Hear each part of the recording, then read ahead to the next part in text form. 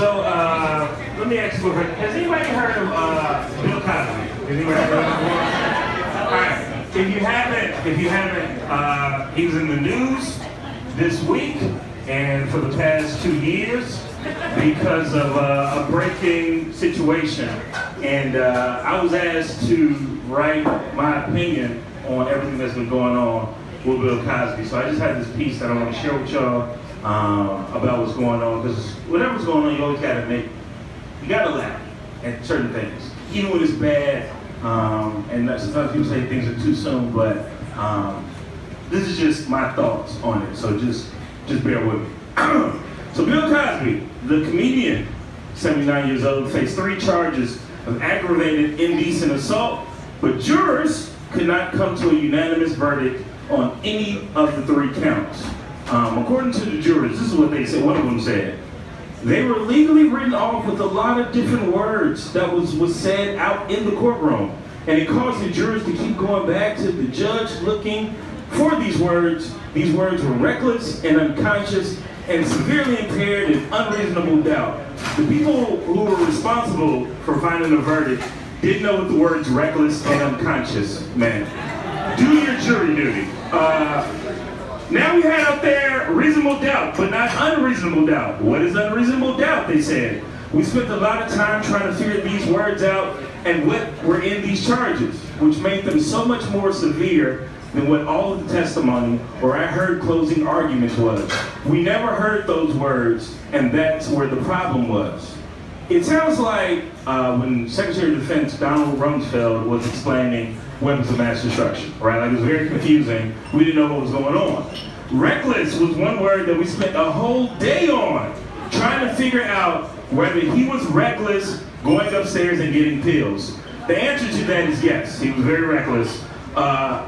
You couldn't convict him on the wording of the charges. And that's what we argued back and forth. What meant one thing to one person and something to another, and after they slept on it, they changed their minds. So, essentially, people felt one way about Bill Cosby. They went to sleep, and when they woke up, felt a different way. I'm not making any of this up. They went to sleep, thinking about Bill Cosby, woke up, felt a different way. Here's where it got a little crazy. While leaving the courtroom, a reporter asked Cosby how he felt about the court proceedings, to which he replied, "Hey, hey, hey," mimicking the voice of a once beloved Fat Albert character. It's questionable that she asked for help from Mr. Cosby, and she shows up wearing a bare midriff, and she has incense and bath salts. And no matter who gave her the bath salts, that's questionable. First of all, it very much matters who gave you bath salts, right? That's the person who's responsible.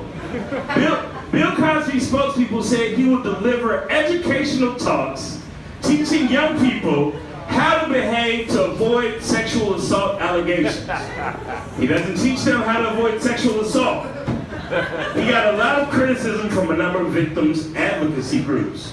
Once again, Bill Cosby is hell-bent on engaging in an activity consented on only by people named Bill Cosby. The only thing that would make this idea more atrocious would be if he called the tour "If I Did It." Andrew Wyatt, a spokesperson for Pill Bill, broke the news to reporters recently and was asked why. His answer: Cosby wants to get back to work. Cosby wants to get back to work. And the nation collectively realized the only 7 words worse than "Trump wants to make America great again." I do feel that right now as I speak to you, Cosby said, I want to get back to the laughter and enjoyment of things that I've written and things that I perform on stage. I want to take other things and move into halls, churches, to give what I feel will be motivational and informational lectures and drive people to make changes in themselves, the home life. Because the one quote that I sustained is, "The revolution is in the home." Though he made a lot of statements, one thing Cosby never said was, "I never raped those women." In the words of the brilliant Shonda Rhimes, the only lesson to be learned from these town hall meetings on avoiding being accused of sexual assault is to simply not sexually assault anyone. Furthermore, do not go on tour. The attention belongs to the victims. Now, We all agree Bill Cosby is a crazy person. My purpose is not to be a dead rapist, but for all of us, we should be further aware of why this is a nuance and many layers to these unfortunate travesties that have rippled through the African American community. Dave Chappelle in his recent comedy special laid it out perfectly. He used a parable to liken Bill to a superhero who can only save people if he commits sexual assault. Crass, but spot on. For many black families who suffered from the crack epidemic, who are victims of gun violence and had fathers removed due to the Vietnam War that left many black men addicted, broken, or diseased with PTSD, Dr. Heathcliff Huxtable was the only father we knew. There are no cocaine plants, gun factories, or anti-Vietnamese sentiments in the hood. These are all things brought in to affect people trying to survive.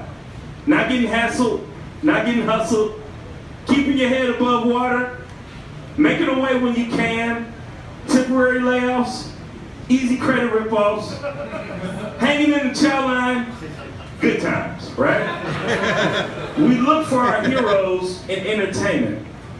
In the 80s, The Cosby Show was the house we wanted to live in.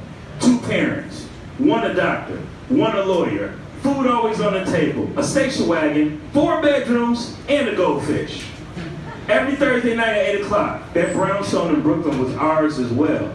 To many young black men and women, Dr. Heathcliff Huxtable was our dad. And to the fullest extent, we defend our own, whether it's in the barbershop or in the comment section on Facebook. Some of your fathers and uncles are police officers, right? And when there's a shooting, you say, but not my dad. But silence is compliance. Either you fight evil or you fight for evil. Some of your moms or aunts voted for Trump. And some of our dads have been accused of sexually assault for over 50 women in the last 40 years. Ironically, it was a black comedian who blew the cover off the charade a few years ago, leading us to where we are today. It wasn't enough that women said he did it. A guy had to come along and expose it for us to Google Bill Cosby rape and be astounded by the pages and pages of results. But here we are. Here we are now, with her, with hers, with them. It's a precarious position to be in, as no one who comes to the defense of someone who has done wrong is trying to excuse the fact or silence the victim. But Bill Cosby doesn't need our defense. He's made millions of dollars, and to this day, millions of fans from his stand-up routines. Yet, as his public relations team attempts the impossible task of drumming up public sympathy, it's actually him who owes us. No, our dad didn't go out for cigarettes and never come back. Bill Cosby went out and blamed black people for the effects of systemic and systematic racism. He told young black men to pull up our pants so we would be respected, but has said nothing about Philando Castile and many others, who was shot in front of his daughter and girlfriend. He told single mothers it was their fault for poverty because of what they named their children. We bought the Coca-Cola, we danced to the intro music, and we even bought the Jell-O, as he became the most popular spokesperson in the 80s and 90s. But now, it's him who owes us. Not another comedy special, not another scholarship, not another damn Cosby spinoff. I don't have all the answers, but instead of hey, hey, hey, a good start would be simply, I'm sorry. Our TV dad may never be able to come home, but with a simple apology, we can at the very least, start to rebuild the house that Heathcliff Huxtable built for us. Thank y'all so much.